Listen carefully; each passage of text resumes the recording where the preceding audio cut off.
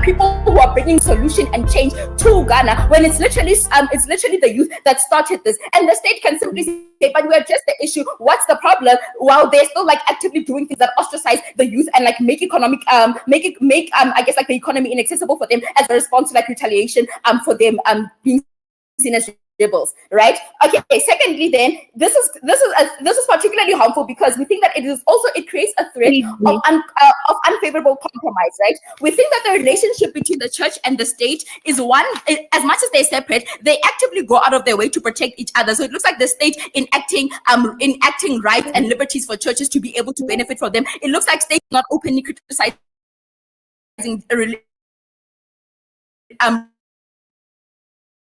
religious practices. It looks like churches also not active.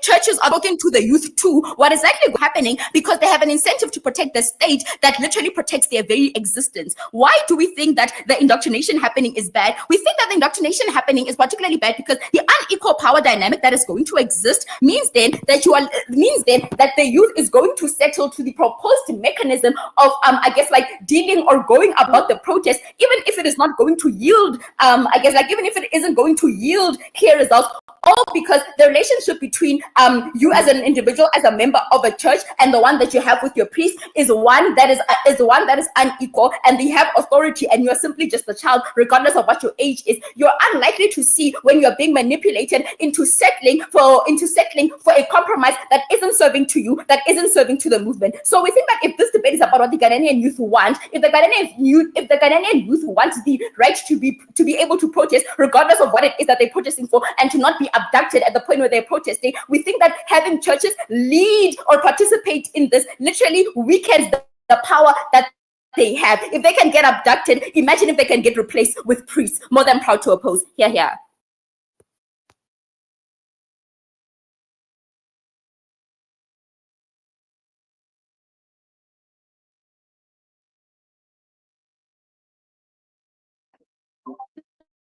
Thank you very much. The government bench. Yeah.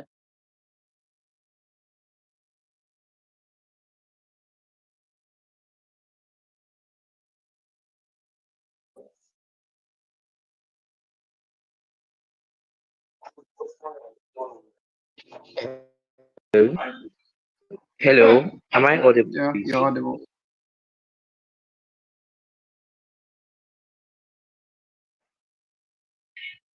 Yes, you are audible.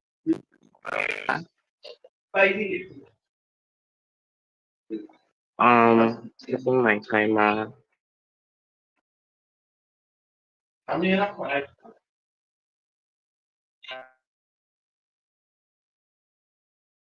I am breaking or I fall off. Kindly alert. All right. 2, 1. In a liberal leaning society that mirrors the status quo, it is only rational for any youthful person to choose to act on their social and ethical standards, even if it costs them some emotional, spiritual discomfort. From CG, we say that the trade-off for discomfort that comes with dissociating oneself from a specific church and possibly joining another is worth it for the benefits that comes with ideological consistency, ethical satisfaction, and pragmatic utility that accompanies that action. This is the best case in the house, and I'll show you why it beats every other team. It's our side of the house that A shows you comparatively why this choice is good. B, it's our side of the house that shows you why the most important thing to the youth is ideological consistency over the comfort of blissful ignorance, which they get in opposition's world. C, we show you that regardless of whether our world causes the old church to change positively, the actor always wins in our world. Now, when I say ideological inconsistency, just to be clear, I'm talking about the fact that the youth sees protest as the right thing to do, which has flown around in the debate so far. But the church that he or she belongs to doesn't act on that. And my partner has explained to you how church forms part of one's personality. And so this inconsistency is very important, and in fact, the most important thing in the debate.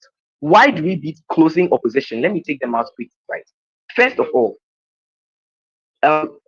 so understand that understand that they make a very assumptive case on how the church participates in this movement. They are going to suddenly become the forefront of the movement and they will make it all about them and end up sidelining the youth, right? First of all, panel, the logical gaps within those cases are plentiful. And for a closing team, I think that they should be punished severely for that, right? But secondly, let's take them as their best. Understand that the church isn't populated by aliens, right? It's shocking, I know, but believe it or not, the youth are actually the ones who form a majority of the church's population. And intuitively, what does that tell us? That like the propensity for the church to sideline youth in the church that are protesting for the problem shouldn't have missed, right? It's going to be the youth who are actually like enacting these protests in the church. But secondly, on that, what incentive does the protesting church have to not attack the very heart of this protest?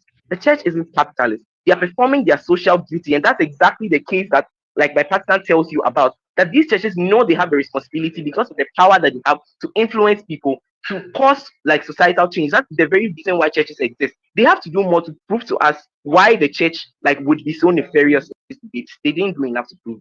But secondly, on closing opposition, we could concede that by leaving the church, the youth is less able to effect change to that church. We don't concede because my personal history rebuttals to that. But we could concede. And even if we did, we would still win because we proved that moving to a new church is better for the actor, which is the youth, right? But finally, on closing opposition, they weren't like because Idea spent 2 minutes explaining how adapting from one church to another is relatively easy and not as hard as they say. She explains this so well. She gives you such analysis to it, right? Like she explains to you how these churches are not like different religions. They are different denominations within a religion. And because of that, the existential or the core aspects of the religion are still maintained no matter where you go within like the religion, right?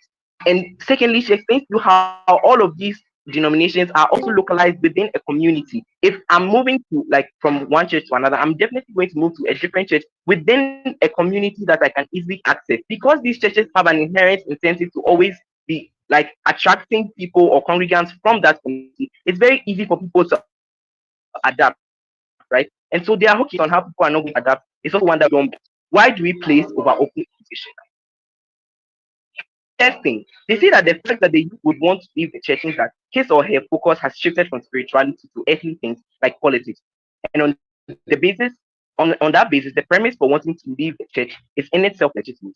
And panel, that's where our case beats theirs because my partner categorically explains to you that for the modern day youth in 2024, these social issues are the most important. The assumption from OO is that spirituality is so important, and there's no proof to that. But even if that was not the case, our world is still better because it provides spiritual well-being whilst dealing with the moral and ethical existential crisis of this youth. In their world, they sacrifice one for the other, and the one they prioritize is even the least important. Their counter model of calling in while staying a member of the church is also very flawed because they don't provide you a guarantee of solvency to the urgent personal problem in this debate, which is the ethical inconsistency that the actor is experiencing. OO fails to recognize that in this debate, the most important entity is the actor, and their interest in paramount, and that's why they're going to lose to us. Why do we place over opening that? We win over our opening because of the following reasons. They don't prove why spirituality is symmetric. This is important because if we were able to show you how spiritual utility isn't exclusive to one world, it validates our on prioritizing the youth social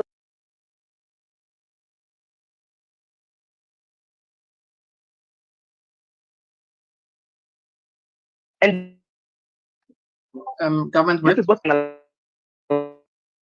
Government whip. Hold on. like this when Hold on, government whip. she tells you Hold on. that Hello, Gov whip. because Hello, Gov whip.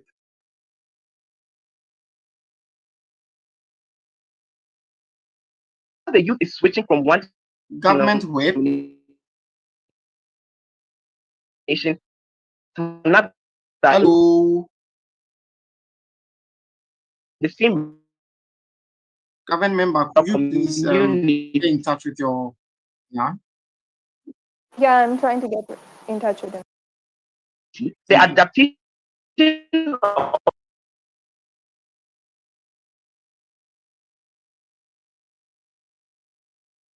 of the youth to that new church doesn't affect like the quality of spiritual utility that person gets for the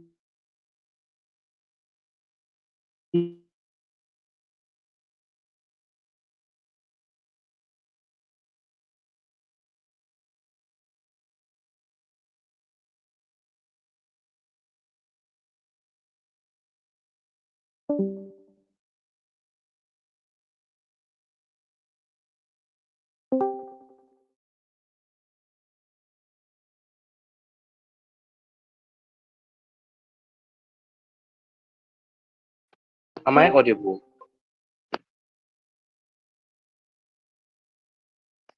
Yeah, you're audible now.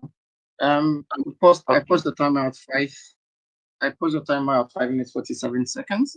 And your last statement, which was audible, was you analyzing why you beat opening opposition on the fact that you argue symmetry or spirituality on your side and they don't.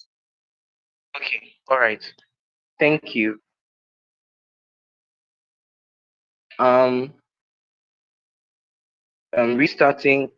continuing the speech in 3, 2, 1. The second reason why we beat opening opposition is because their counter model of calling in while staying a member of the church is also flawed because they do not provide you a guarantee of solvency to the urgent personal problem in this debate, which is the ethical inconsistency that the actor is experiencing. OO fails to recognize that in this debate, the most important entity is the actor, and their interest is paramount, and that is why they lose to us. Finally, why do I beat opening government? Why do we beat opening government? Right? We win over our opening because of the following reason. They do not prove why spirituality is symmetric. This is important because if we show you how spiritual utility isn't exclusive to one world or the other, it validates our case on prioritizing the youth's social and ethical needs. This is what my partner analyzes when she tells you that because the youth is switching from one denomination to another in the same religion, in the same cultural community, the adaptation of the youth to that new church doesn't greatly affect the quality of spiritual utility that the person gets from the new church negative. This means that it makes sense for us to prioritize the pragmatic utility that is to be gained. That is the social like consistency and all of those things that we've been explaining to you, right? And like if we are not if because we have proven why it is the most important part of today's debate, we went over our opening on that. Finally, panel, if you are going to judge this debate, judge it on a comparative analysis. In every world, closing government is closing government wins this debate because we show you how the youth can get the best All of right, both thank you very worlds, much. maximum utility in Thank all you instances. very Vote much. CG. Okay, Vote thank you very CG. much, Government Whip, for the fine speech. Shall we have the last speaker?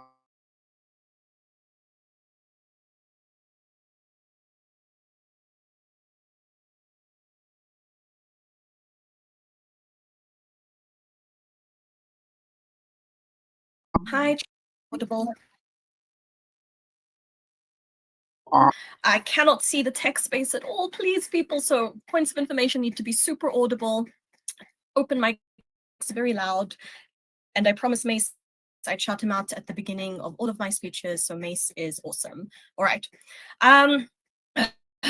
I'll begin my debate in 3, 2, 1. If Mace is a debate god and I resign in his church, I still won't be preaching his message when it overrides my own coaching. Therefore, your church staying silent is likely in your interest because your church is giving you airtime and not co-opting your movement. It is ideologically consistent to ask your church to not get involved. Let's first take out the closing government. Firstly, religious experience being symmetric is less important burden in today's debate. Just because you can leave peacefully doesn't mean you should. So the short diagonal discussion is not more important than opening government and closing opposition's interest and power arguments. What is their first interest argument from closing government? They say that youth should care about the economy and survival. 3 responses to this. Why would disassociating create more economic opportunities for the youth? Secondly, if the church committee is pivotal to this, let's assume you actually have a stronger connection and networking in the church you grew up in. So the comparative is if you leave that church, you thus leave those connections and your survival. Third response, their logic is if the church takes a stance, it seems rational. And basically, if they don't, they look bad, and then you look bad, and you won't get opportunities and jobs. That's terrible logic. Number one,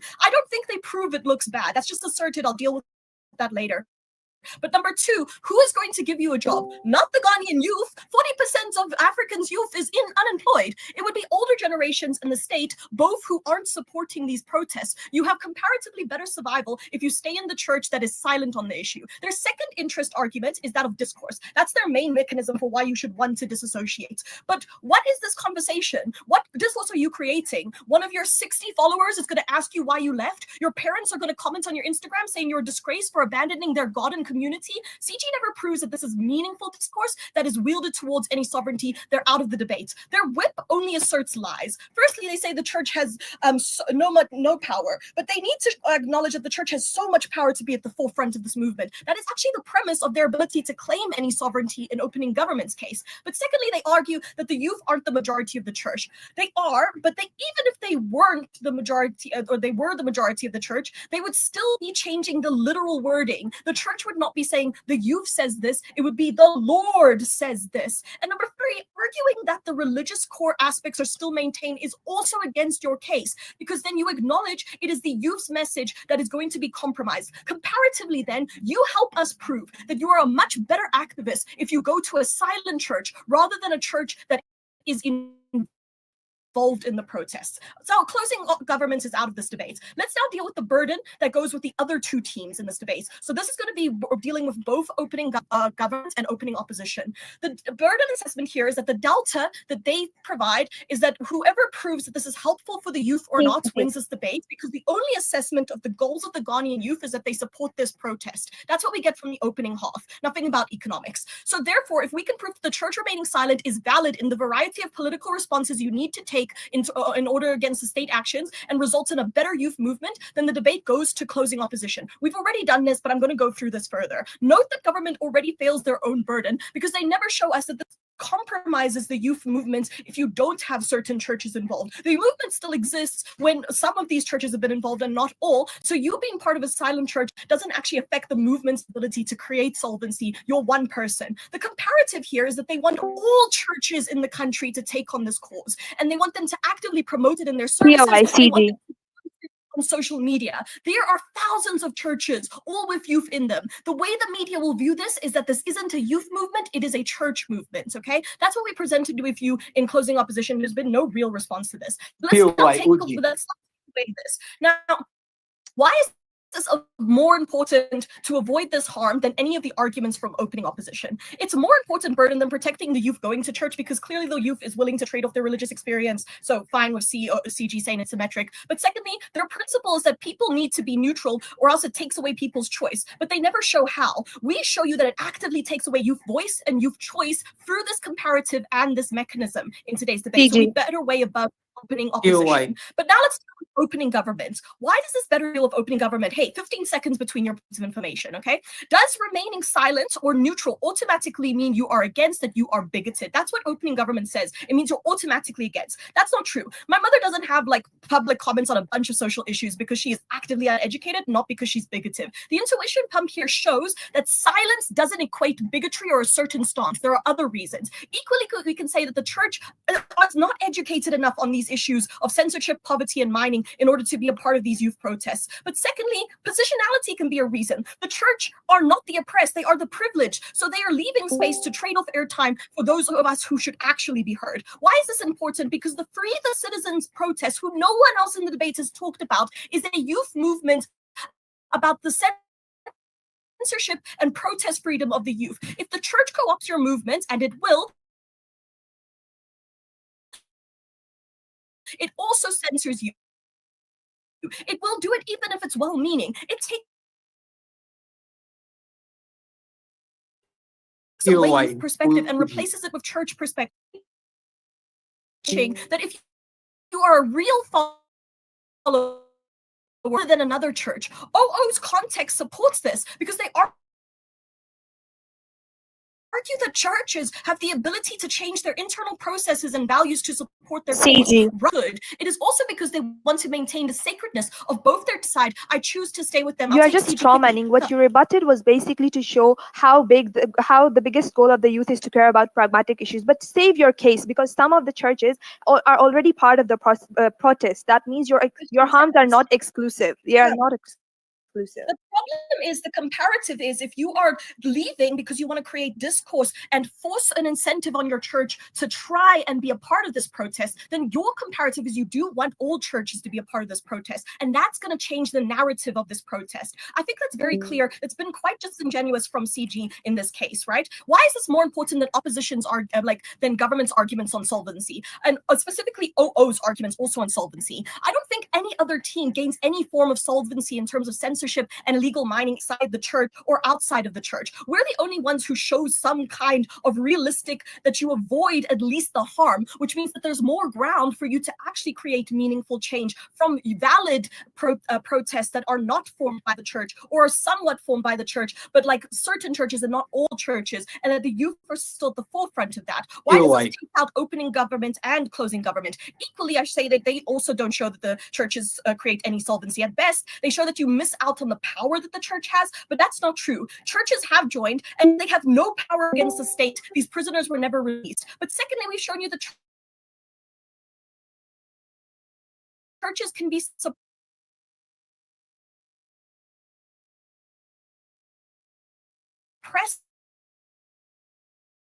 by the state, and therefore we win on silence because